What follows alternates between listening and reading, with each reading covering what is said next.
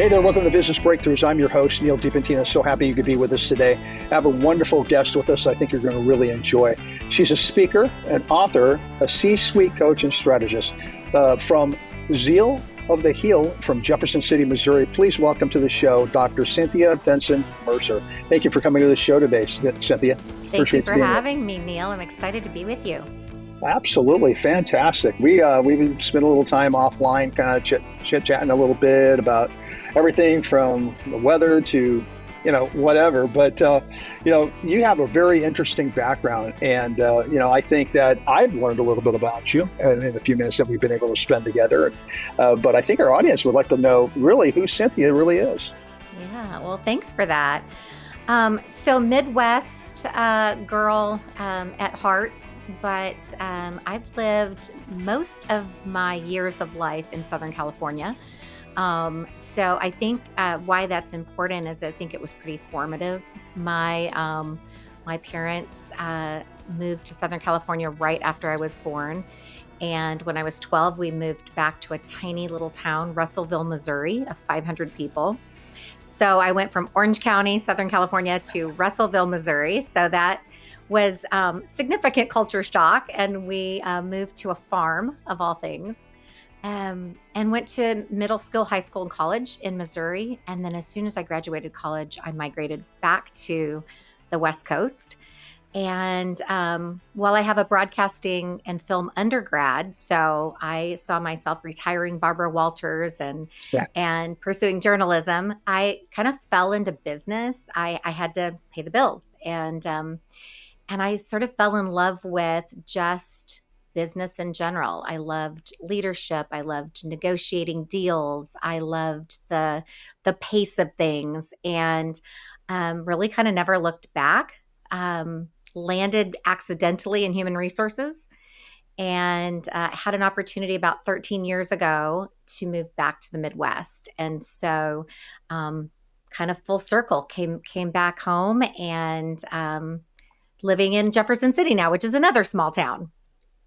Well, it's a little bit bigger than Russellville, I would imagine. Yeah. State capital, right? If I'm not mistaken. That's true. There's all of about 30,000 people, I think. So, nice. But yes, it's bigger than Russellville. 30,000 really good people. That's exactly right. Most of whom I'm related to. Oh, well, yeah, I understand that. Oh, man, it's funny. So Zeal of the Heel, you got to explain the name of your business.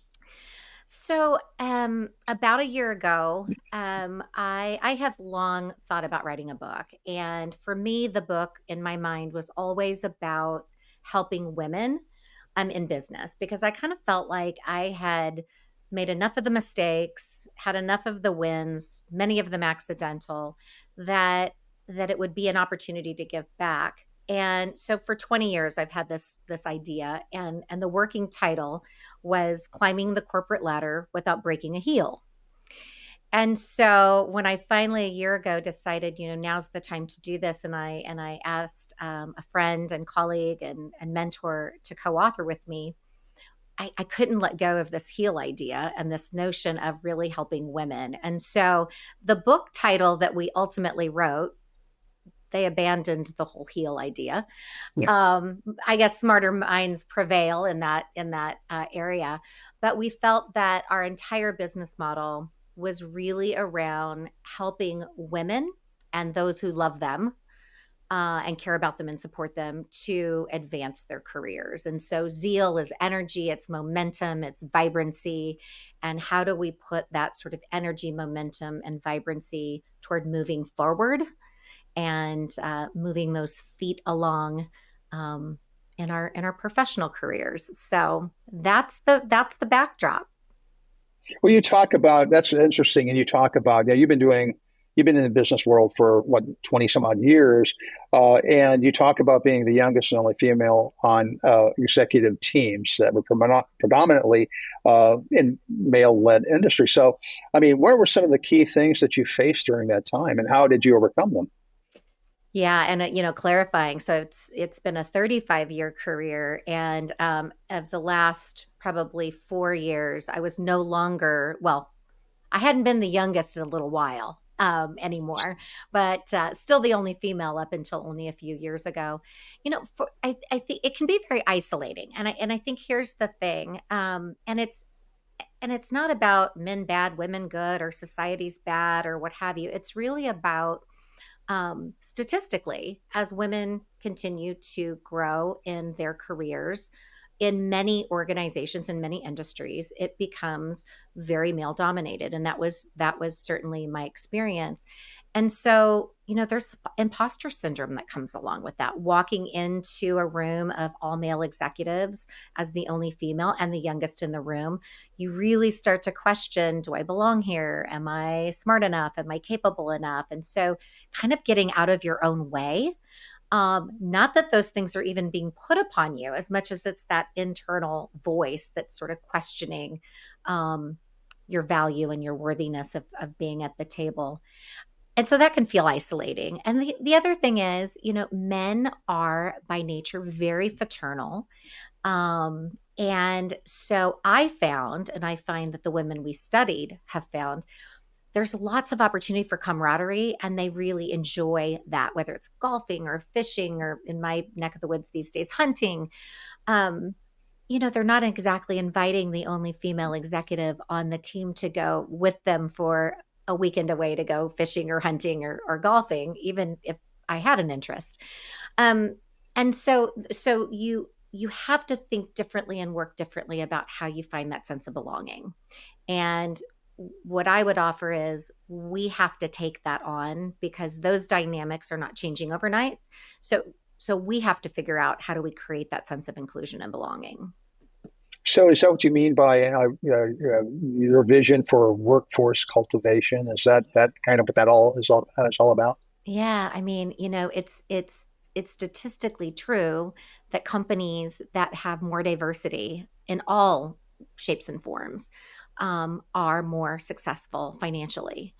There's a benefit of having men and women represented at the table. There's a benefit of having different race, ethnicities, background, ages, et cetera, represented at the table. We bring that frame of reference, and again, the data is really clear. It makes us better and stronger as an organization. So to create those cultures and to cultivate that, you have to start earlier in the process. You have to start with the individuals that have an aspiration for leadership, that have an aspiration for management, and start to really cultivate the culture there so that you have more individuals accelerating, to those higher positions. How do you find people who have the kind of desire? I mean, do they just come out of the woodwork and say, "Hey, look, I'm interested in being a leader," or you actually find them and cultivate them, through their employees, or how does that all come about? I think it's both. One of the things that we find is that women and minorities in general don't tend to put their aspirations into the universe as much as our male counterparts, in particular, white male counterparts. It's a lot about just how we've been formed in terms of cultural and social norms. Men are, putting out their desire for promotions and aspirations and so on. And oftentimes, because women over-index on performance or feel the need to master something before they would apply, right? Is that, we're so busy head down taking care of everyone around us, trying to master the thing in front of us, that we at times miss those opportunities. So to answer your question, it's twofold. One is organizations can create environments that invite that.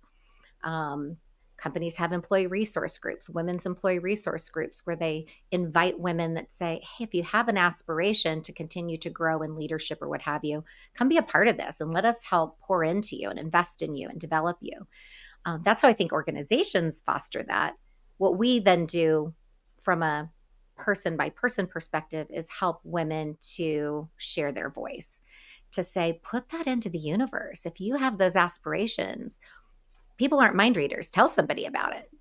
Right, right. So you're just kind of twofold. You're talking about the actual person who has those type of aspiration, but then also the company has to be open to, the wanting to, Right. have cultivate that change and inclusion and that type of thing. So, what is your process in working with a company to, get them to think along those lines and to act along those lines? Yeah, so I typically, from an organizational development perspective, oftentimes we're working with CEOs that are reaching out to us through some other referral, or they've seen us speaking at an association meeting or what have you. Um, and so they bring us in because they're motivated to create that type of environment. We really get pulled in rather than trying to insert ourselves in an environment. You have to have the appetite, um, to make those kinds of cultural changes or impact. And then we often just start with looking at what are their succession plans? What is the makeup of their leadership team? How are they creating opportunities for all individuals um, to move through their ranks of manager, leader, et cetera? How are they considering their recruitment processes? Are their recruitment processes um, bringing in diverse candidates, or are they insular and they're not necessarily reaching a diverse population? When you look at the numbers, we start a lot with data. What is the makeup of the geography? What is the makeup of the organization? And what are their end game? What are they hoping for? And so from there, we can really plug in and figure out where do we begin to create a path for more people to have the tools and skill set and opportunities. Okay, so I mean that sounds reasonable to me. Now, I'm old school. I've been in business now for over 40 years myself, and so I've seen a lot of change over the years. Do you think? I mean, do you see change as things getting better, getting more inclusive as time goes on, or is that still a struggle? I wish I could say I think it's changed a lot. The reality is that there remains a 17% wage gap between men and women for like positions, and only 10% of the Fortune 500 CEOs are women. Yet, women are outpacing men in the workplace in terms of the number of females to males, and women are outpacing men in advanced degrees. So at some point we have to pull back and say, what is holding back? Why are we thinning out in terms of the diversity as individuals reach those vice president and above levels? And how do we remove those barriers? And so our approach really is less about um, focusing on what's broken and focusing on the negative. Our focus is on how do we engage self agency? How do we create more intentionality around career advancement?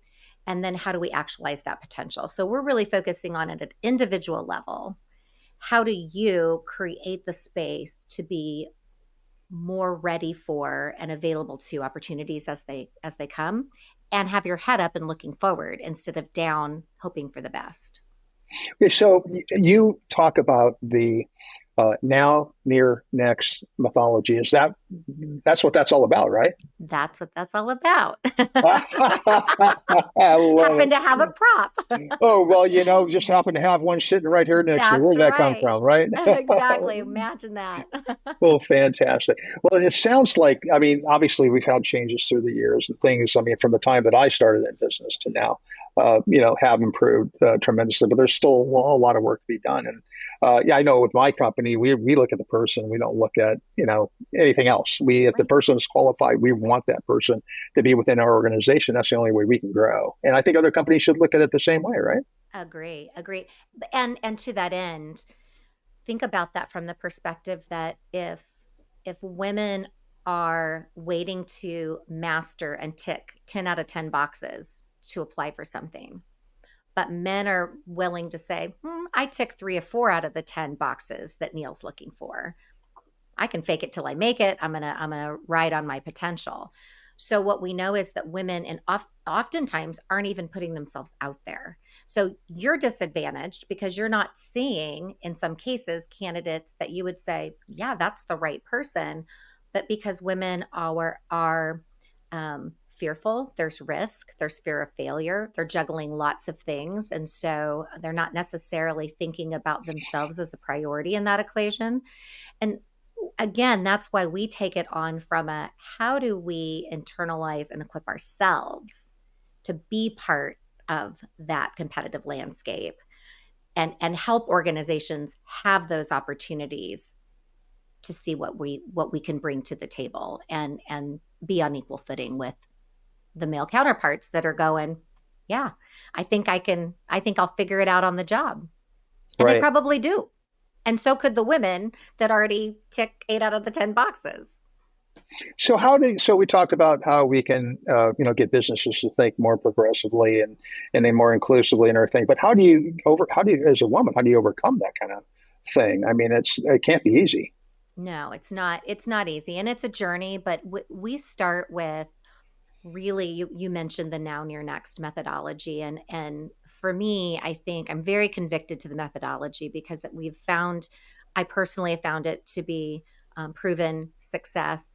But basically, the through line. If you just want to, what's the main point?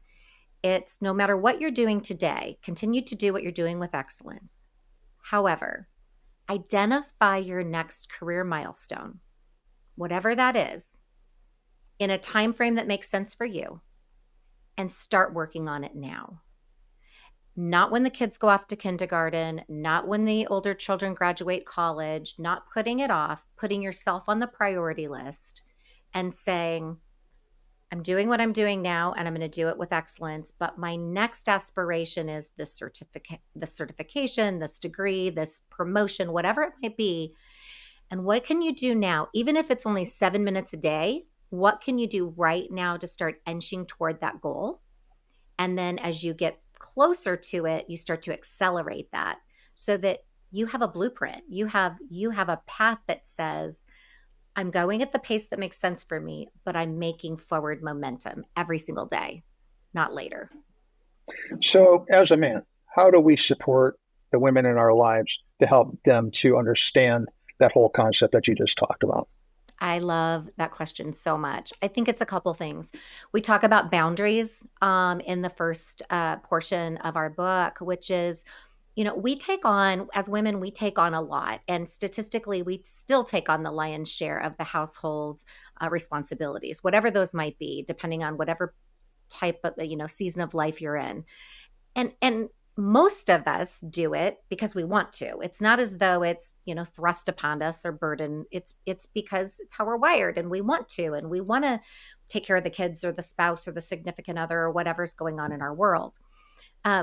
But we really encourage women to create boundaries and find time to invest in themselves, that it's to unapologetically guilt-free invest in themselves. And so I think what our male counterparts in the business world, in our home life, et cetera, is to really empower the women around you to say, how are you investing in you? Where are you carving out time that's uniquely for your benefit that you can go do that guilt-free, unapologetically?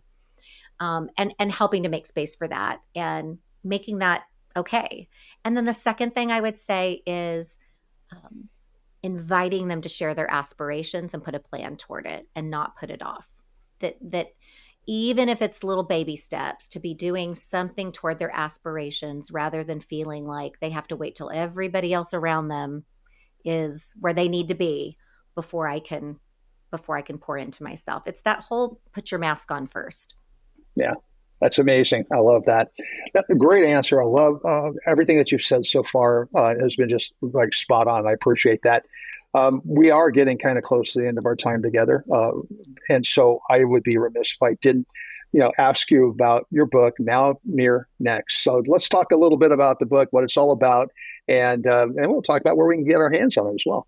Absolutely, Neil. Thank you for that. So, yes, Now Near Next, a practical guide for mid career women to move from professional serendipity to career advancement.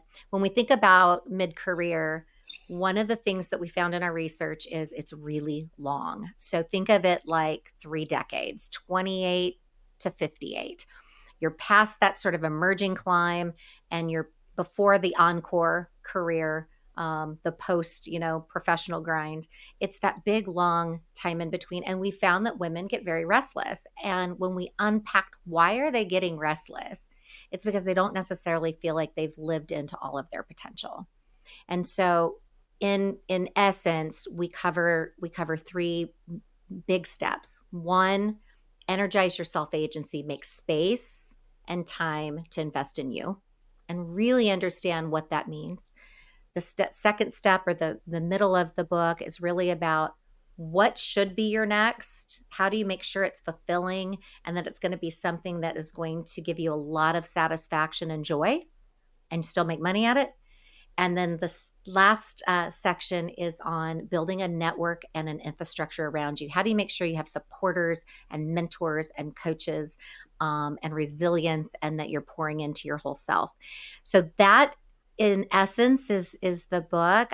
We are finding it's resonating with men as well, as they are asking the great question that you asked earlier in terms of how they support the women in their life, their wives, their sisters, their daughters, their colleagues, etc. It's available with a lot of bonuses right now. So our publication date is March 19th. But if you purchase the book on our website, www.zealoftheheal.com, we have $600 of free training and education that comes with the $28 purchase of the book. Or you can purchase it on Amazon, Barnes & Noble, or wherever books are sold. And all of the books that are going in pre-sale, as long as we're aware of it, we are honoring those bonuses. And so we're hoping that you buy it for yourself and for the incredible women in your life, and honor them by giving them time to invest in themselves. Outstanding. I appreciate that. So we're getting to the end of our time together. Can you give any final thoughts you'd like to leave our audience with? I just think that if you're a woman out there listening, look up, look forward, and think about what your next is. Start working on it today. And if you're one of the wonderful male listeners, love up and honor the women around you by giving them that space to do the same. Fantastic. And if our audience would like to get in contact with Cynthia, find out more about you, more about Zeal of the Heel, how do they go about doing that? So www.zealoftheheal.com is our website. We're on all the socials under Zeal of the Heel: Facebook, Instagram, and LinkedIn. And we would love to hear from your audience and engage with them. Sounds great. Cynthia, thank you so much for being a guest. You were wonderful. Thank you so much. It was so nice of you to have me. Absolutely. Hey, that's all we have for today. So thrilled that you could be with us. Business Breakthrough is sponsored by Titan Media Works. Check us out at titanmediaworks.com. That's work spelled WORX. And check out all of our other great hosts on the Small Business Delivered Network at smallbusinessdelivered.com. Until next time, have a great day. Look forward to seeing you. Thanks. Bye-bye.